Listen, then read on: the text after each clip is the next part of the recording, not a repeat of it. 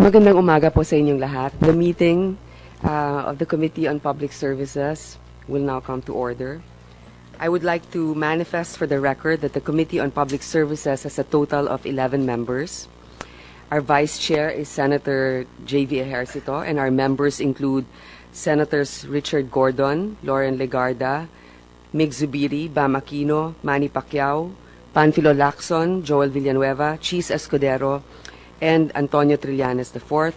Our ex-official members include Senate President Pro Tempore Franklin Drilon, Majority Leader Tito Soto, and Minority Leader Ralph Recto. This morning, I would like to acknowledge with gratitude the presence of Senator JV.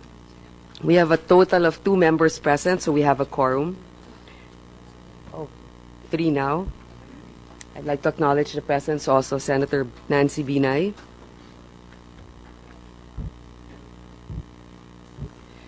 This is our first committee meeting. So before anything else, I would like to present for the adoption of the body the rules of the Senate as the committee's internal rules.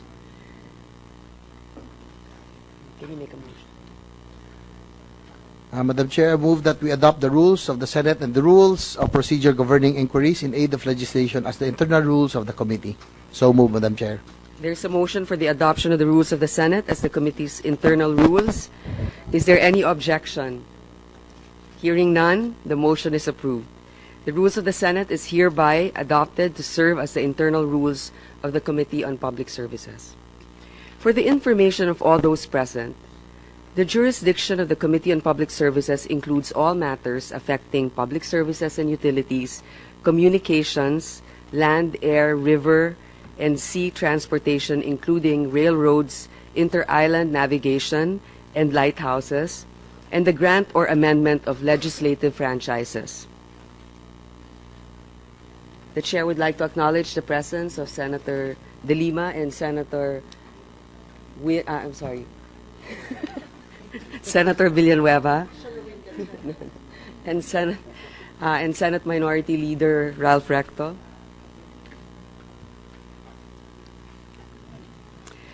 In the area of transportation, I believe our primordial concern should be to address the plight of long-suffering commuters and prioritize their welfare and interests.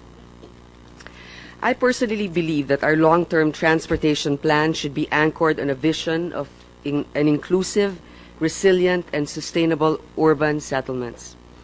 The time is now to develop an integrated multimodal transport system, pursue innovative and data-driven transport solutions, and improve transportation governance.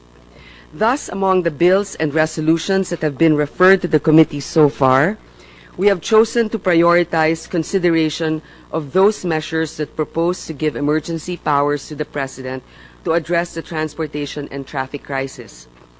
The bills and resolutions on granting emergency powers to the President have been primarily referred to the Committee on Public Services and secondarily referred to the Committee on Constitutional Amendments and Revision of Codes and the Committee on Finance.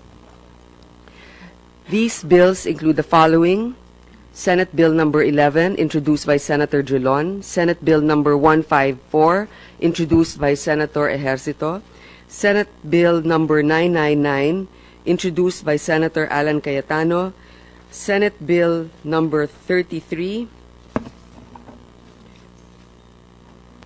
introduced by Senator Ralph Recto; proposed Senate Resolution number 59, introduced by Senator Recto.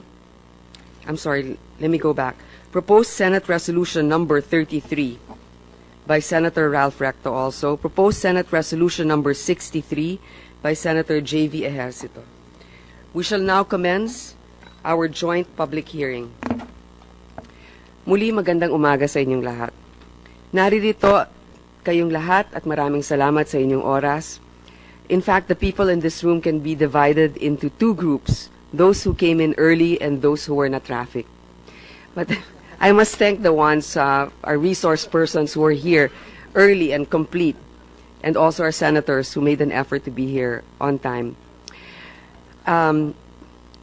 If the latter is slowly becoming the acceptable national excuse, ang pambansang dahilan for tardiness, it is because in many cases, there is basis in invoking it.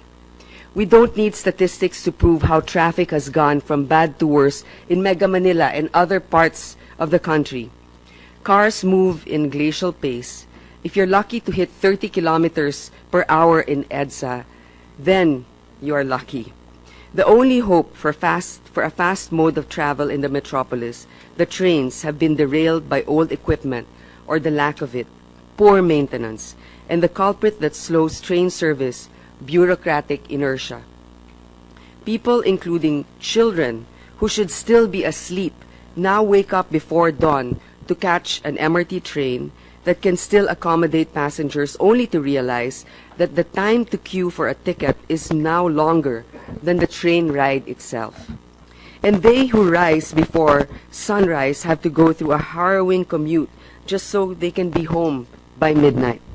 Nakikipagsiksikan sa bus, hinahabol ang taxi, kakandong sa UV, bibitin sa estribo ng jeep, kokontrata ng pedicab, o manghuhuli ng Grab or Uber na tila mailap pa sa Pokemon nila. The sad reality is that for many, the time spent for the rest is less than the time spent on the road. They also say that it is now faster to fly across the ocean than to drive across town. But not anymore, because there's also congestion in the air. Pati sa ere may traffic din. As anyone who had recently taken a flight out of NAIA would tell you, the time spent by a plane queuing for takeoff is sometimes longer than the actual flight itself. Simply put, our mandate is to create a system which transports our people and their products, the nation's commuters as well as its commerce, in a manner that is safe, reliable, accessible, and affordable. As you know, the services enumerated in our committee's mandate happens to be this government's priority, and the pressure for them to deliver is great. But the burden is not theirs alone, but ours too, because we serve the people who gifted us with the same mandate to serve. Thus, let me assure our friends in the executive that we will not be competing with you in finding problems. We will be cooperating with you in finding solutions. The President has supplied the framework on how to fix the traffic mess, which in capsule form is that extraordinary problems require extraordinary powers to solve. The rule on such requests for great powers has always been the President proposes, Congress disposes. We will soon wade into the details of the bills and carefully study its provisions with no other motive but to improve it.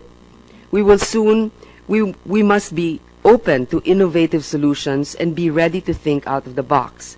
But though we are open to innovation, we must also be responsible with our actions.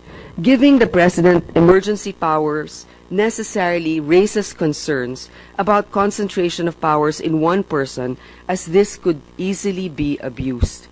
There are fears that if we grant emergency powers for this issue, then we open the floodgates to granting emergency powers for other so-called crises or emergencies. We must therefore post important questions on the extent of those powers. For instance, we must have clear-cut parameters as what constitutes an emergency. Second, we must be clear on what those emergency powers will be used for and whether they can effectively address the problems. It is important for us to define and quantify the objectives of the bills.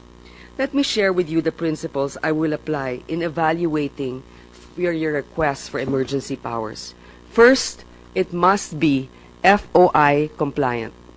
This is a one non-negotiable principle, constant in its implementation. It must permeate and penetrate all activities, contracts, projects, biddings, documents, awards, payments made pursuant to the act of granting emergency powers. Letting the sunlight in construction results in better built infrastructure. Second, it must be fiscally responsible. The power to expedite projects is not a license to contract an expensive one. We may allow you to take shortcuts for as long as they do not shortchange the taxpayers. There must be no hidden costs or undeclared conditional debts that will be passed on to several generations. Third, it must have details and deadlines. We will not go for vague powers or blank checks. Hindi pwede ang bahala na kami. Everything must be well-defined. The parameters must be set. I assure you, there will be elbow room and wide latitude given, but not wide enough for thieves to sneak in. We will also insist on deadlines. It is not enough that you will tell us that you will build a tunnel.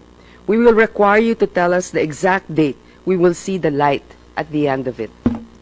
I think the most important is that we will only give you a set of powers on the condition that you will first give us the bill of particulars.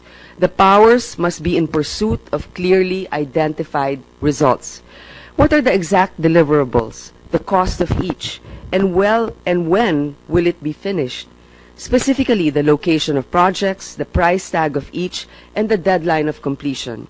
We will also be inquiring on projects that may need no powers of the emergency kind to implement.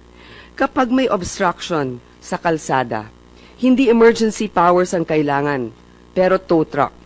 Kapag may nakabarang illegal na terminal sa kanto, hindi emergency powers ang kailangan, kundi pulis.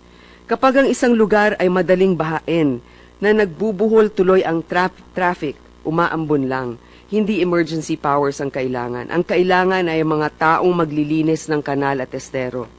So what we will request you is to tell us the things you plan to do and tell us which of them would require emergency powers.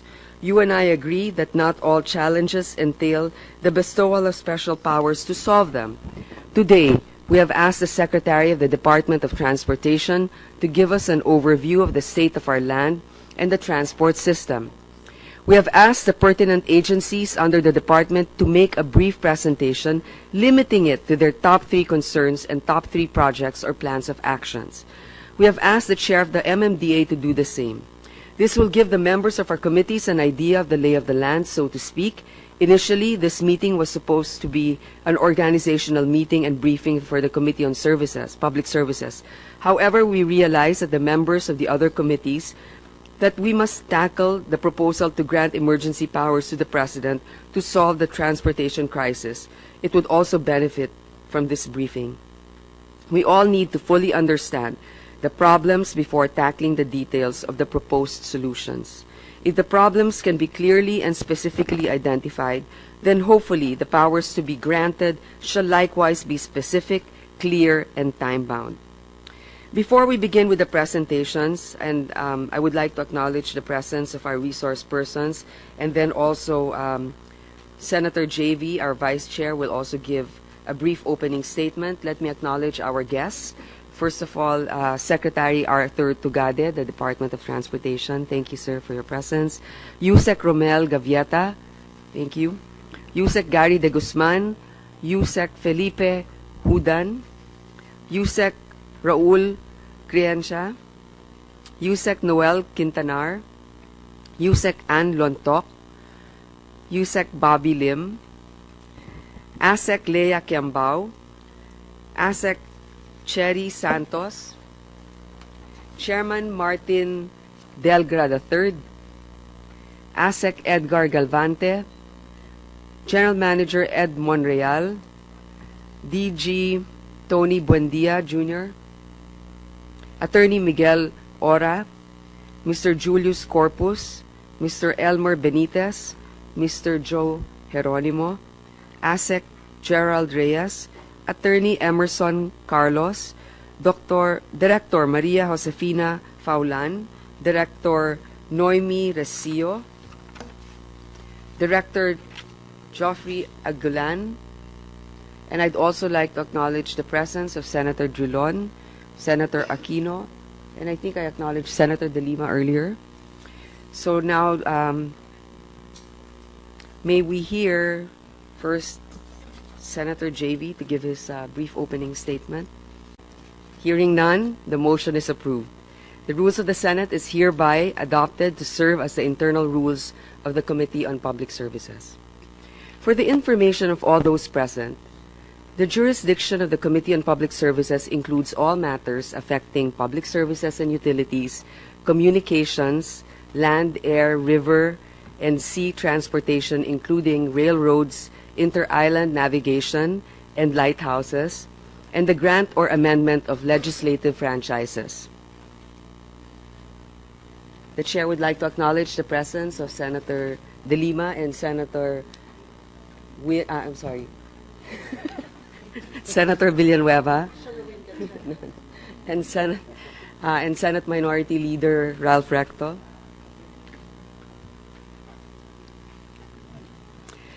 In the area of transportation, I believe our primordial concern should be to address the plight of long-suffering commuters and Magandang umaga po sa inyong lahat. The meeting of the Committee on Public Services will now come to order.